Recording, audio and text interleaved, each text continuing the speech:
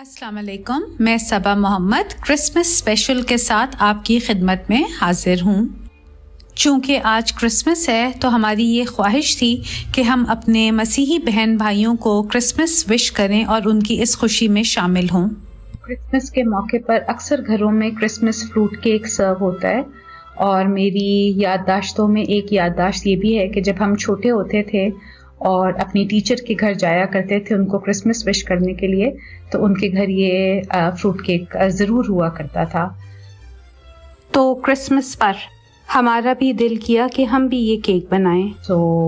उसकी अज्जा भी आप देख सकते हैं और केक की फाइनल शक्ल भी आप देख सकते हैं। बहुत ही अच्छा, बहुत ही खस्ता और बहुत ही मज़े का केक बना था। क्रिसमस का त्यौहार हज़रत ईसा की पैदाइश पर मनाया जाता है और मसीही बहन भाई और मुसलमान दोनों इस बात पर मुत्तफ़िक हैं कि हज़रत ईसा की पैदाइश मौजज़ाना पैदाइश थी, यानी ये कि वो बिन बाप के पैदा हुए थे और उनका मिशन यही था कि वो अपनी कौम को राह रास्त पर बुलाएं और उनकी कौम जो कि यहूदी कौम थी वो खुदा की तालीमात से कुछ इन्हराफ कर गई थी और हज़रत ईसा को ये मिशन दिया गया था कि वो उन लोगों को याद दहानी कराएं कि उनकी क्या तालीमात थी और उस पर दोबारा से अमल करें। हज़रत ईसा की मौजज़ाना पैदाइश का जिक्र कुरान में 12 दफ़ा किया गया है। ये सूरह मरियम की आयत मैंने आप लोगों के साथ शेयर की है और ये वो मौका है कि जब हज़रत मरियम हज़रत ईसा को लेकर अपने कौम में वापस आईं तो कौम वालों ने उनसे सवाल किया कि आप तो एक बहुत ही नेक किरदार की खातून हैं और ये क्यों कर हुआ कि आप हामिला हो गईं। तो अल्लाह ताला ने हज़रत मरियम को ये हिदायत की थी कि जब आपके कौम के लोग आपसे ये सवाल करें तो आपने कुछ नहीं बोलना, बल्कि आपने ये इशारों से ये कहना है कि आपने चुप का रोज़ा रखा हुआ है और बच्चा खुद ही इस बात का जवाब देगा। और फिर यही हुआ कि जब कौम ने पूछा हज़रत मरियम से कि ये क्या माजरा है, तो हज़रत मरियम खामोश रहीं और हज़रत ईसा जो कि उस वक़्त बिल्कुल छोटे से बच्चे थे, उन्होंने फरमाया, बेशक मैं अल्लाह का बंदा हूँ, उसने मुझे किताब दी है और मुझे नबी बनाया है और उसने मुझे मुबारक बनाया है खा मैं कहीं भी हूँ और उसने मुझे नमाज और ज़कात की ताकीद फरमाई है जब तक मैं जिंदा हूँ और मुझे अपनी माँ से अच्छा सलूक करने वाला बनाया और मुझे मुतकब्बिर बदनसीब ना बनाया और मुझ पर सलामती हो जिस दिन मैं पैदा हुआ और जिस दिन वफात पाऊँ और जिस दिन जिंदा उठाया जाऊँ। कुरान में जगह जगह ये भी हमें हिदायत दी गई हैं कि मुसलमानों को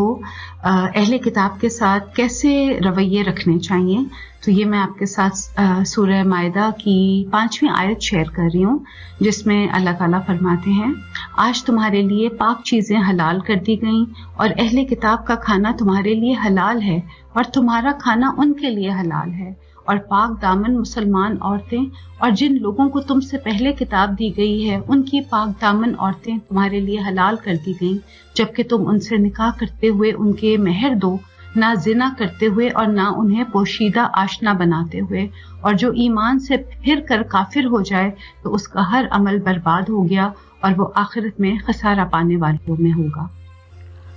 कुरान की इस आयत से ये बात बिल्कुल वाज़ेह हो जाती है कि मुसलमान अहले किताब के साथ शादी कर सकते हैं और ये कि अहले किताब का खाना मुसलमानों के लिए हलाल है। अगर हम सुन्नत मोहम्मद की बात करें तो फिर रसूल अल्लाह ने हज़रत ईसा के पैरोकारों के साथ एक मुआहदा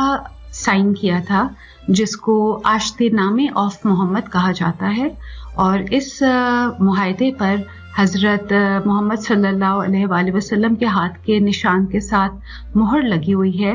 और आश्ते नामे का मतलब है मुफाहमत का ख़त। और देखते हैं कि इसमें क्या लिखा हुआ है। आश्ते नामे का आपको पूरा तर्जुमा मिल जाएगा, मैं सिर्फ आपको उसमें से चंद बातें पढ़कर सुना रही हूँ। किसी को इजाज़त नहीं है कि वो इन ईसाइयों को लूट ले या उनके किसी गिरजाघर या इबादत गाहों को तबाह या ख़राब करे या उन घरों में मौजूद कोई चीज़ लेकर इस्लाम के घरों में ले जाए, और जिसने इसमें से कोई चीज़ छीन ली वो है जिसने खुदा की कसम को ख़राब किया और सच में उसके रसूल की नाफरमानी की। اگر کسی عیسائی عورت کی کسی مسلمان سے شادی ہو تو ایسی شادی اس کی رضامندی کے بغیر نہیں ہونی چاہیے اور اسے اپنے چرچ میں نماز کے لیے جانے سے نہیں روکا جانا چاہیے. ان کے گرجا گھروں کو عزت دی جانی چاہیے اور انہیں گرجا گھروں کی تعمیر یا کنوینس کی مرمت سے نہیں روکا جانا چاہیے. انہیں ہتھیار یا پتھر اٹھانے پر مجبور نہیں کیا جانا چاہیے، لیکن مسلمانوں کو ان کی حفاظت کرنی چاہیے اور دوسروں کے خلاف ان کا دفاع کرنا چاہیے. یہ ہر ایک پیروکار پر مثبت طور پر فرض ہے. اور انگلش میں یہ لکھا ہوا ہے کہ یہ معاہدہ تا قیامت تک رائج رہے گا. اس معاہدے پر باقاعدہ طور پر یہ اس کے اختتام پر لکھا ہوا ہے کہ یہ معاہدہ قیامت تک اور دنیا کے آخر تک قائم رہے گا.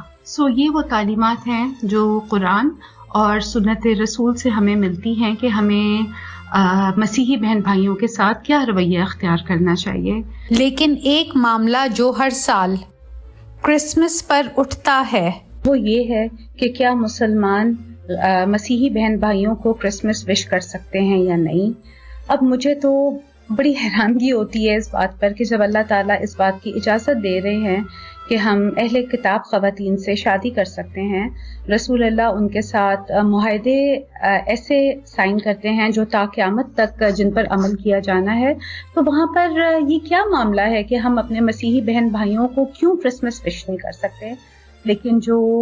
اس کے خلاف ہیں، یعنی مسیحی بہن بھائیوں کو کرسمس وش کرنے کے خلاف ہیں، وہ منطق یہ دیتے ہیں کہ جب ہم یہ کہتے ہیں میری کرسمس تو ہم یہ مان رہے ہیں کہ حضرت عیسیٰ اللہ تعالیٰ کے بیٹے ہیں. یعنی وہ تمام صاحبان جو ہمیں کرسمس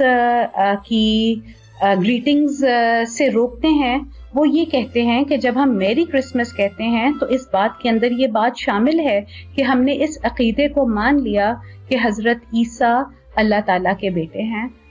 سچ پوچھیں تو مجھے یہ بات بالکل منطق کے خلاف نظر آتی ہے.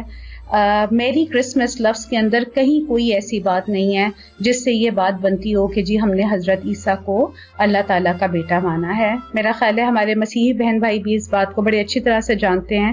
کہ مسلمان حضرت عیسیٰ کو اللہ تعالیٰ کا پیغمبر مانتے ہیں، لیکن حضرت عیسیٰ کو اللہ تعالیٰ کا بیٹا بالکل بھی نہیں مانتے.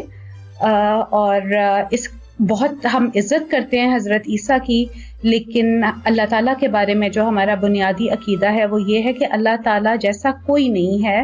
اور اللہ کا بنیادی عقیدہ ہمیں سورہ اخلاص میں مل جاتا ہے، جس میں اللہ تعالیٰ کہتے ہیں قل اللہ احد اللہ الصمد لم یلد ولم یولد ولم یکن لہ کفوا احد. تو یہ تو بات بالکل کلیئر ہے کہ کہیں ہمارے مذہب میں یہ گنجائش نہیں ہے کہ ہم حضرت عیسیٰ کی یا رسول اللہ کی کوئی ایسی پرستش کریں جس میں ان کا مقام ایسے ہو جائے جیسے وہ خدا کے درجے پر فائز ہو جائیں. لیکن میری کرسمس کہنے سے یہ بات بنتی ہو، یہ بات میرے لیے بالکل بھی قابل قبول نہیں ہے. اور اگر اس کی میں مثال دینا چاہوں تو وہ یہ ہوگی کہ اگر کوئی ہمارے غیر مسلم بہن بھائی ہمیں عید میلاد النبی پر مبارکباد دیتے ہیں کہ آپ کو عید میلاد النبی مبارک ہو، تو کیا اس کا مطلب یہ بن جاتا ہے کہ انہوں نے ہمارے رسول کو اپنا رسول مان لیا ہے؟ مجھے تو یہ بات نہیں سمجھ میں آتی کہ اگر انہوں نے ہمیں عید میلاد النبی کی مبارکباد دی ہے تو یقیناً وہ صرف ہمیں مبارک دے رہے ہیں اور ہماری خوشی کا حصہ بن رہے ہیں، لیکن ان کا جو اپنا بنیادی عقیدہ ہے وہ بالکل تبدیل نہیں ہوتا. تو اسی طرح جب ہم اپنے مسیحی بہن بھائیوں کو کرسمس وش کرتے ہیں تو ہرگز ہم یہ نہیں مان رہے کہ حضرت عیسیٰ اللہ تعالیٰ کے بیٹے ہیں. لیکن بہرحال ایسے بہت سارے دین کے ٹھیکیدار کہوں ان کو یا دین کے ان کو اسکالرز کہوں جو اس بات پر بڑی سختی سے قائم ہیں کہ جب ہم کرسمس وش کرتے ہیں تو اس کا مطلب یہ ہوتا ہے کہ ہم نے حضرت عیسیٰ کو اللہ تعالیٰ کا بیٹا مان لیا. میری اپنی تمام ناظرین سے یہی گزارش ہوگی کہ خود ذرا اس معاملے پر سوچیں. اللہ تعالیٰ نے ہم سب کو سوچنے سمجھنے کی صلاحیت دی ہے اور ذرا منطقی پوائنٹ آف ویو سے سوچیں کہ کیا لاجک اس بات کو ایکسیپٹ کرتی ہے کہ اگر ہم نے کسی کو اس کے نبی کی پیدائش پر مبارکباد دی ہے، تو کیا اس بات سے یہ بات ثابت ہوتی ہے کہ ہم نے ان کے نبی کو اللہ تعالیٰ کا بیٹا مان لیا ہے؟ ہاں، اگر ہم کوئی جملہ ایسا وش کرتے کہ جی آپ کو میری کرسمس ہو اور ہم بھی حضرت عیسیٰ کو اللہ تعالیٰ کا بیٹا مانتے ہیں، تب تو مجھے یہ بات سمجھ آتی تھی کہ جی میری کرسمس کے الفاظ کے اندر یہ بات کہیں چھپی ہوئی ہے. لیکن میری کا مطلب ہوتا ہے خوش ہونا، کرسمس کا مطلب ہے کرسمس. تو آپ کو میری کرسمس کا مطلب یعنی آپ کے لیے یہ موقع برکت والا ہو، مبارک ہو. اس سے زیادہ تو میری کرسمس کا کچھ بھی مطلب نہیں ہے. تو مجھے یہ لگتا ہے کہ اب وہ وقت آ گیا ہوا ہے جبکہ مسلمان پوری دنیا میں پھیلے ہوئے ہیں، امریکہ بھی جاتے ہیں، یورپ میں بھی جاتے ہیں، آسٹریلیا میں، نیوزی لینڈ میں،